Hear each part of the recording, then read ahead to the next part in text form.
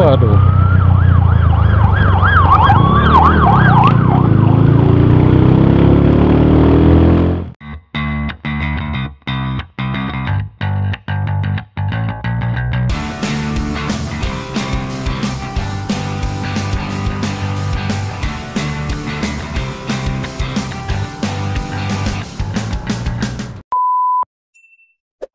Yo, selamat pagi, siang, sore, dan malam rekan-rekan semua.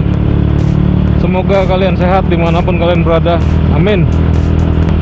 Ini video kedua dari rangkaian video perjalanan saya solo riding ke Situbondo. Kalau kalian belum lihat video yang pertama, bisa klik deskripsi di bawah ini. Nah, saat ini kita udah masuk di Kabupaten Probolinggo. Saya rencananya mau mampir dulu ke salah satu pantai yang ada di sini. Jadi sambil jalan menuju pantai tersebut, kita ngobrol-ngobrol dulu.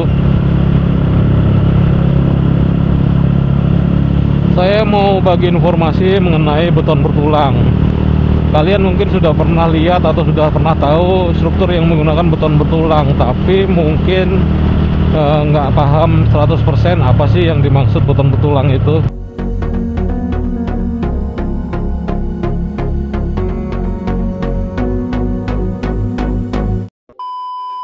Dari namanya sebenarnya kita udah tahu bahwa beton bertulang itu adalah dua material yang dijadikan satu. Jadi material beton dan material baja tulangan yang bekerja bersama-sama.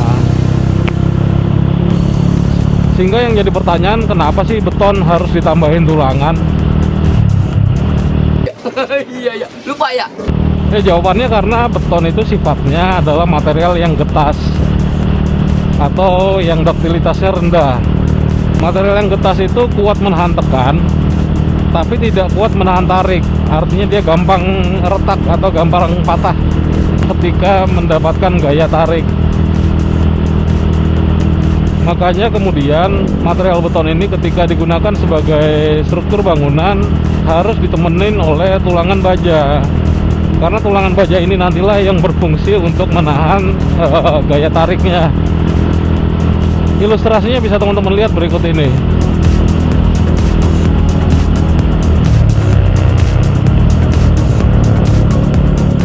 Jadi sifat beton yang sangat kuat menahan tekan tapi lemah terhadap tarik diimbangi dengan material baja tulangan yang kuat menahan tarik, diharapkan bisa bekerja bersama-sama untuk menahan beban dari struktur. Beton sendiri terdiri dari 3 komponen utama, yaitu pasta, kemudian agregat kasar, dan agregat halus. Pasta itu adalah campuran antara semen dan air. Sedangkan agregat halusnya adalah pasir.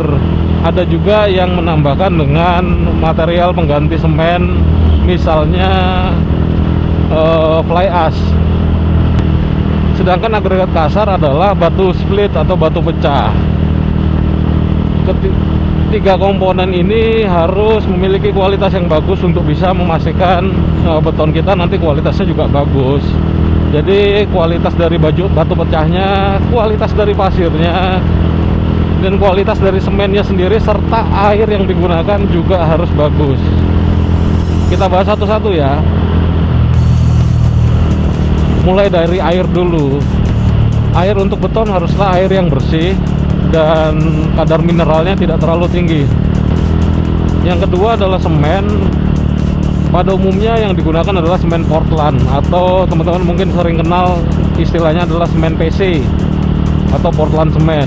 Mereknya berbagai macam ya kawan-kawan. PC atau Portland semen sendiri sebenarnya ada beberapa tipe. Tipe 1 itu adalah yang digunakan untuk bangunan pada umumnya. Tapi ada juga tipe lainnya yang bisa digunakan misalnya untuk bangunan yang berdiri dekat pantai yang rawan korosi, atau bahkan untuk bangunan yang berada di dalam air. Jadi pengecorannya nanti dilakukan di dalam air atau underwater. Nah, itu dia jenis-jenis semen yang biasa digunakan untuk beton. Yang kedua adalah material pasir atau agregat halus. Pasir sendiri harus diperhatikan gradasinya. Kalau pasir kita punya gradasi yang baik, maka nanti pada proses mixingnya juga berjalan dengan baik dan beton kita bisa memiliki kualitas yang bagus. Di Pulau Jawa ini kita beruntung sekali ya, terutama di daerah Jawa Timur, karena pasir berkualitas bagus di sini tersedia dengan cukup melimpah. Kalau daerah Malang sendiri biasanya kita ngambil dari Lumajang atau dari daerah Wajak tuh. Nah, yang biasa disebut sebagai pasir besi. Warnanya hitam. Selanjutnya agregat kasar atau kerikil. Kerikil ini biasanya dibuat dari proses pemecahan batu ya. Yang perlu diperhatikan adalah ukurannya. Kita harus sesuaikan ukurannya dengan desain yang kita buat, mix desain yang kita buat. Dan kalau ada batu yang ukurannya terlalu besar atau belum dipecah dengan baik, biasanya juga akan mengganggu kualitas dari beton, karena nanti proses mixingnya juga nggak akan bagus. Jadi itu juga harus kita perhatikan. Ukurannya mulai dari setengah senti sampai dengan 3 atau 4 senti yang biasa digunakan di lapangan. Nah, itu dia 4 komponen atau 4 material yang digunakan untuk membentuk atau untuk membuat beton.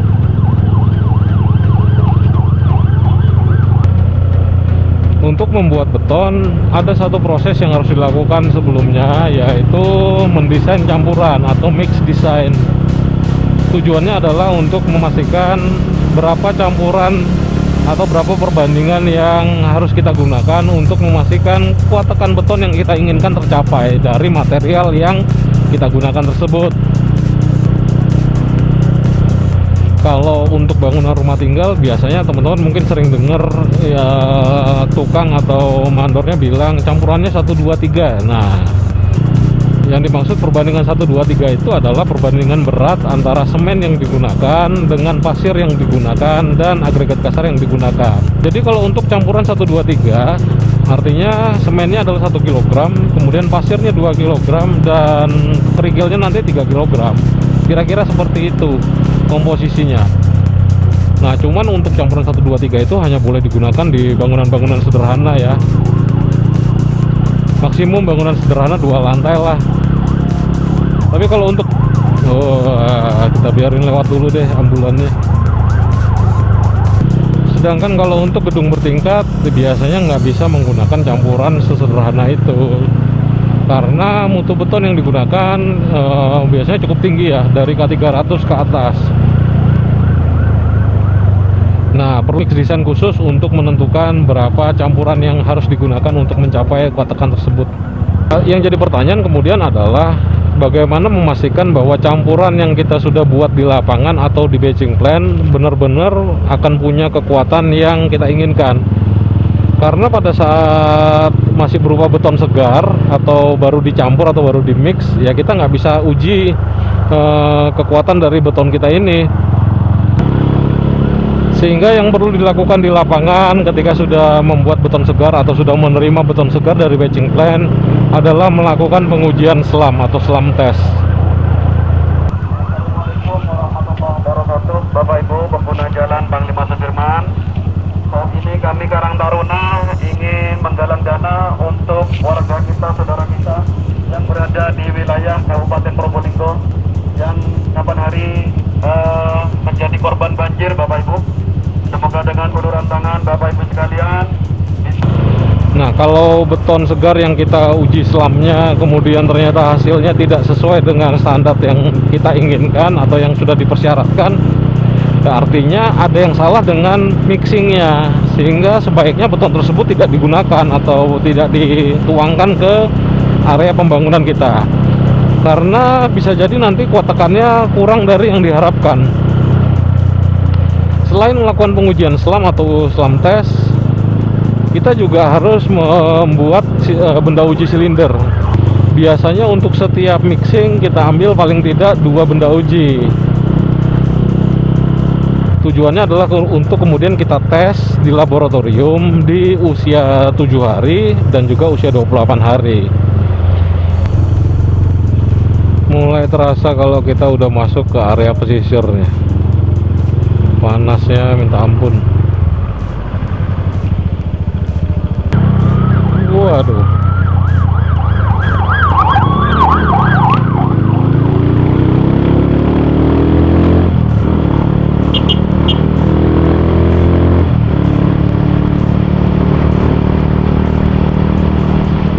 Seperti seperti tadi yang sudah saya sampaikan, benda uji yang dibuat nanti ini akan kita tes di usia 7 atau 14 atau 28 hari ya. Pengujian yang dilakukan adalah uji tekan beton ya, atau compressive test. Tujuan dari compressive test ini adalah untuk mengetahui berapa besar gaya yang mampu ditahan si silinder beton ini sampai kemudian dia pecah. Dan nilai yang didapatkan dari pengujian itulah yang kemudian kita sebutkan sebagai nilai kuat tekan beton.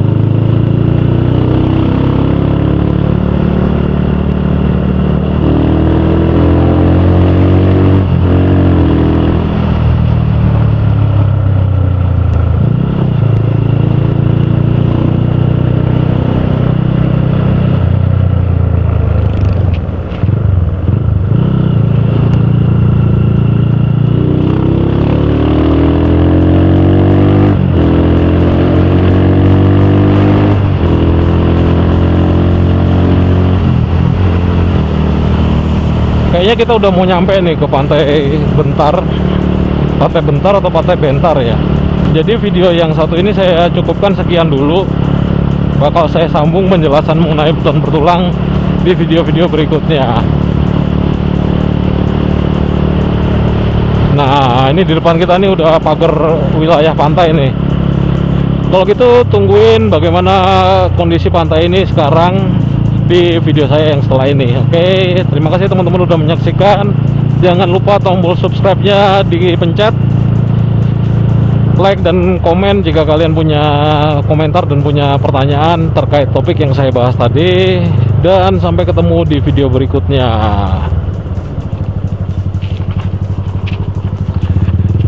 Kita udah nyampe. Salam newbie, bye bye.